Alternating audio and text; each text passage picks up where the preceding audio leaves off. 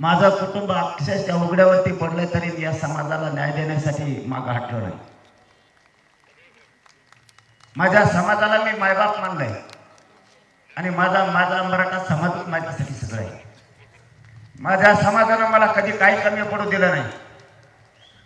मराठा समाजातल्या समाजानं सुद्धा मला दुःख नाही द्यायला पाहिजे. मला तुम्हाला हात जोडून माझी विनंती आहे मराठा समाजाला की माय बापावर मी या समाजासाठी लढतोय तर एवढे का माझा समाज मोठा होईल म्हणून तुम्ही का आमच्या पाठीशी लागा.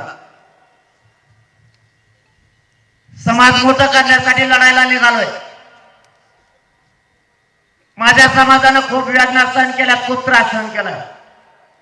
माझ्या मायबाप समाजानं लेकरं शिकून खूप मोठे व्हावे ते स्वप्न बघितले. ते आरक्षणामुळे माझ्या समाजाचे लेकरं नाही मोठे होत. मला सरकारनं उघडं पाडायचं ठरवलंय. माझी या समाजापुढं या हिंगोलीचा महाराष्ट्रातल्या मराठा समाजाला हात जोडून विनंती आहे, मला उघडं पडू देऊ नका. यांनी ठरवलंय की मला उघडं पाडायचं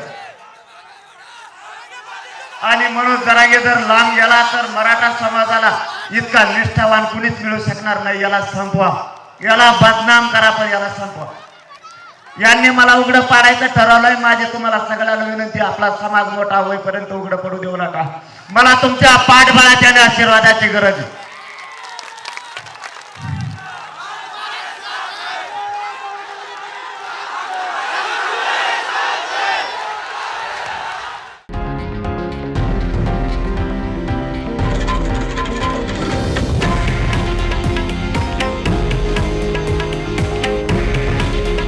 हे आहे देशातील नंबर 1 न्यूज नेटवर्क आणि आपण पाहत आहात TV9 मराठी.